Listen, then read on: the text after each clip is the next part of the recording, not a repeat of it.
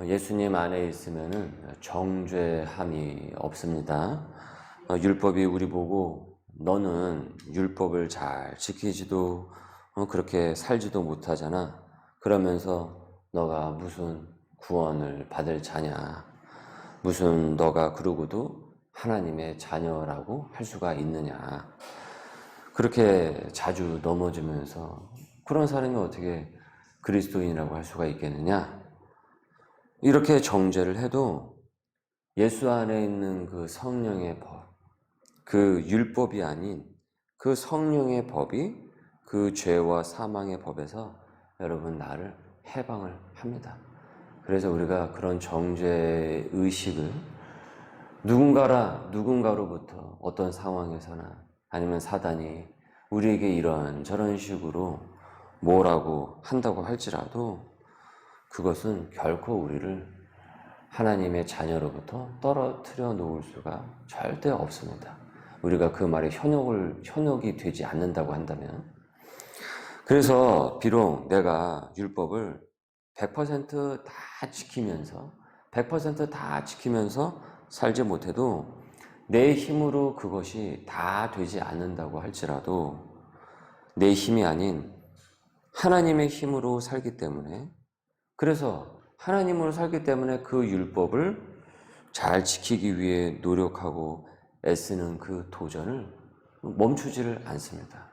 그리고 우리가 그 도전을 해 나갈 때 하나님께서는 그 도전을 기특하게 보시고 이제 격려를 하십니다. 한 형제가 청년 시절 이단에 빠져가지고 허우적거렸어요.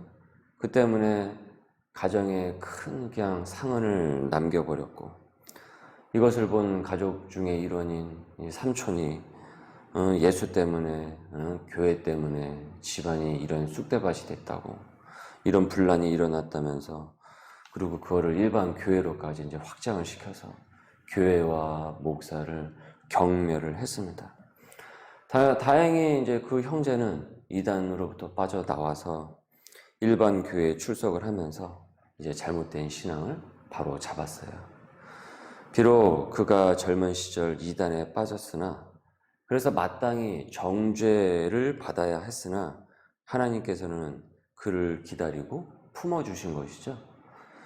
이후에 이제 시간이 지나서 암에 걸린 이 삼촌에게 용기를 내어서 자신의 지난 잘못을 얘기를 하고 이제 병상에 있는 삼촌에게 복음을 전합니다. 삼촌, 우리 모두 다 죽게 될 텐데 천국은 있고 영원한 심판도 부활도 있습니다. 예수 믿고 천국에 가셔야 천국에서 삼촌 우리가 만날 수 있습니다. 저도 잘못된 길을 돌고 돌아서 예수님께 나와서 용서받고 새 사람이 되었으니까 삼촌도 그렇게 되셔야 돼요. 이 마지막 병상에 있는 삼촌, 그 전에 그렇게도 거부하는 그 삼촌에게 용기를 내어서 마지막 복음을 힘있게 전했어요. 아마도 삼촌에 대한 어떤 그 미안함, 또 그 마지막에 꼭 복음을 용기 내어 전해야겠다라는 그 마음이 일어나서 이 병상의 삼촌에게 그렇게 전했던 것이죠, 복음을.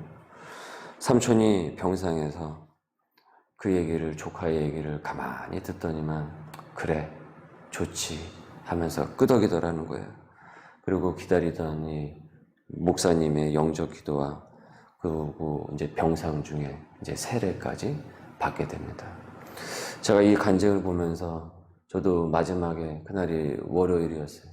월요일은 이제 제가 부목사 할 때였는데, 월요일은 이제 그 교육자들이 대부분 월요일에 휴일을 갖지 않습니까?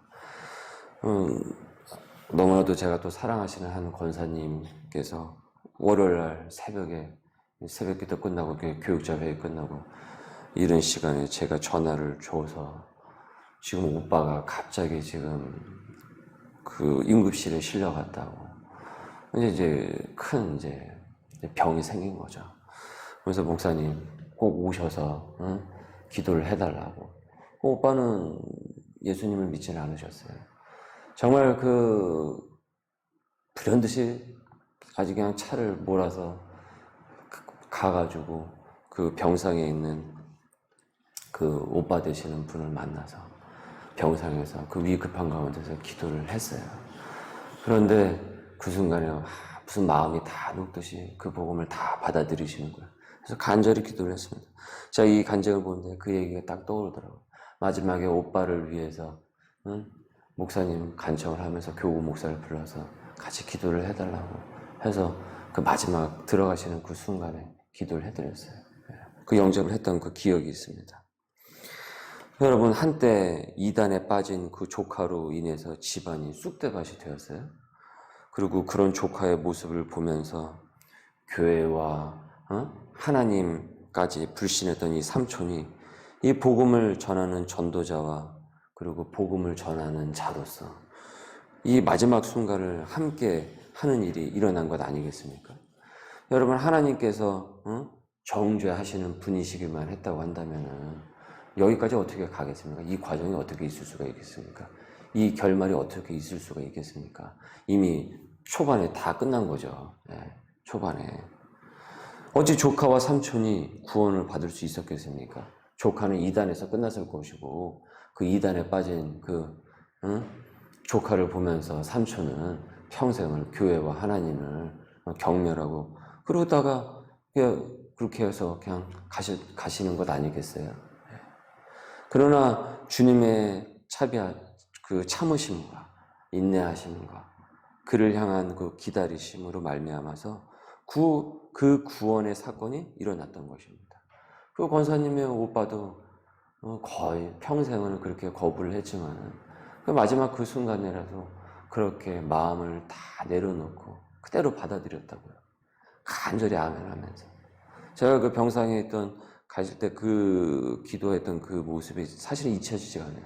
그 권사님과는 지금도 계속 연락을 하고 있고 우리 교회 초창기 때서부터 우리 교회 초창기 개척을 할 때서부터 정말 많은 기도와 애정을 갖고 관심을 보고 계세요. 그분이 우리 교회 예배도 설교도 항상 지금 듣고 계십니다. 예수 안에 있는 생명의 성령의 법이 죄와 사망의 법에서 그들을 저와 여러분을 해방을 하셨기에 여러분 이런 사건은요 언제든지 우리에게도 다 일어날 수 있는 것입니다. 언제든지 일어날 수 있는 겁니다. 11절을 보십시오. 예수를 죽은 자 가운데서 살리신 이의 영이 너희 안에 거하시면 그리스도 예수를 죽은 자 가운데서 살리신 이가 너희 안에 거하시는 그의 영으로 말미암아 너희 죽을 몸도 살리시리라. 주의 영이 우리 안에 거하시면 그 영으로 말미암아 나의 죽을 몸도 살리시는 겁니다. 살리십니다. 그러니 여러분 그분께서 못할 것이 무엇이 있겠습니까? 무엇이 있겠습니까? 우리가 못하는 게 많죠. 근데 그분이 못할 것은 없는 거잖아요. 그러니 우리는 육적으로 생각하고 육적으로 고민하는 것이 아니고 영으로서 영의 생각으로 살아가는 사람들이 되어야 된다는 것입니다. 육적인 사고로는 풀 수 없는 문제고 갑갑한 문제고 그것 때문에 죽을 문제지만 영적인 사고로는 영의 생각으로는 그분으로 인해서 주님으로 인해서 우리가 풀어갈 수 있기 때문에 그런 것이죠.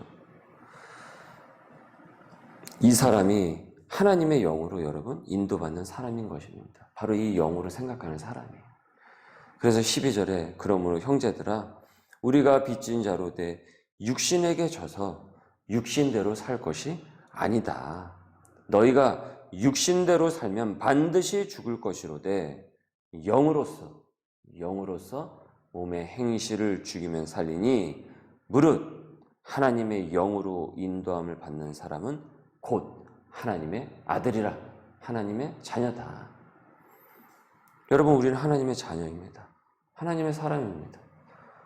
하나님의 자녀의 생각은 이방인의 생각과 달라야 되겠죠. 복음은 여러분 모든 것을 바꾼다라고 우리 주일에 함께 같이 상고를 했습니다. 복음은 모든 것을 바꾼다라고 했습니다. 복음은 모든 것을 바꾼다라는 이 믿음은 오직 하나님의 자녀만이 소유할 수 있는 것이에요. 하나님의 자녀에게만 있는 것입니다. 그렇게 우리는 두려워해서도 안 되는 거예요. 우린 죄와 사망의 종의 영을 받은 것이 아니고 노예의 영이 아니고 사단의 영이 아닌 양자의 영을, 그 성령을 받은 사람이기 때문입니다. 지금 이 로마서가 그것을 전하고 있는 것 아니겠습니까? 그래서 우리가 하나님을 무엇이라고 부릅니까? 아빠, 아버지라고 부르잖아요. 아무에게나 아빠, 아버지라고 부르지 않잖아요. 누군가에게 아무에게나 아빠, 아버지라고 부르는 게 그게 얼마나 어색하고 간지러운 얘기입니까? 그러나 우리가 하나님을 아빠, 아버지라고 부르는 것은 너무나도 우리에게 자연스러운 일이잖아요. 그러니까 무엇이 우리를 두렵게 할 수가 있겠는가? 라는 것이죠. 15절에 너희는 다시 무서워하는 종의 영을 받지 아니하고 양자의 영을 받았으므로 우리가 아빠, 아버지라고 부르짖느니라. 16절 읽어보시겠습니다. 시작. 성령이 친히 우리의 영과 더불어 우리가 하나님의 자녀인 것을 증언하시나니. 이것이 바로 하나님의 자녀인 것을 증언한다라는 거예요. 성령이 우리 안에 거하시면 예수님이 다시 살아나신 것처럼요, 우리의 죽을 몸도 살리신다라고 했습니다.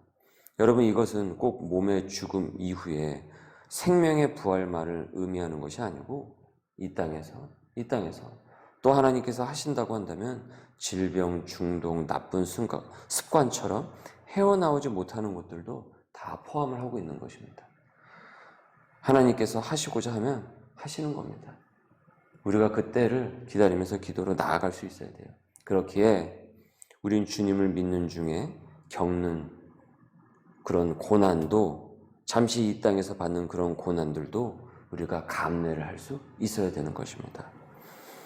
우리가 하나님의 자녀라고 한다면 내 입맛에 맞는 것만을 우리가 경험하고 겪는 것이 아니고 고난도 겪을 수 있다라는 것이에요. 그것을 얘기를 하고 있어요. 그러나 그 고난은 여러분 우리를 무너뜨리지 못하고 되레 우리를 더 강하게 하는 것입니다. 연단을 시킨다라는 것이죠. 정금처럼 나오게 한다라는 것이죠. 마치 욥처럼. 그래서 인내는 연단은 무엇을요? 소망을 이루는 줄 너희가 알고 있지 않느냐. 17절입니다. 제가 읽겠습니다. 자녀이면 또한 상속자, 곧 하나님의 상속자예요. 우리는 상속자라고 했죠. 그리스도와 함께한 상속자니 우리가 그와 함께 영광을 받기 위하여 고난도 함께 받아야 할 것이니라. 오늘도 하나님의 자녀로서 상속자로서 주님과 동행해 나가고 승리할 수 있는 귀한 우리 소명의 식구들 될 수 있기를 주님의 이름으로 소망합니다. 기도합니다. 주님 감사합니다. 오늘도 저희에게 또 귀한 로마서의 말씀을 주시고 성령이 우리 안에 거하시면 우리가 주님의 힘으로 말미암아 우리 하나님의 자녀로서 나아갈 수 있음을 주님 굳건히 믿을 수 있도록 이 시간 우리와 함께하여 주심을 감사드립니다. 우리의 삶의 자리에서 언제나 주님과 동행해 나가고 하나님의 자녀로서 용기 있고 담대하게 나아갈 수 있도록 우리와 함께 하여 주시옵소서. 특별히 우리 소명의 식구들 위해 주님 친히 은혜를 부어 주옵시고 소명의 그 자리를 만들어 나갈 수 있고 일궈 나갈 수 있도록 은혜를 더하여 주옵소서. 감사하며 예수님의 이름으로 기도드립니다. 아멘.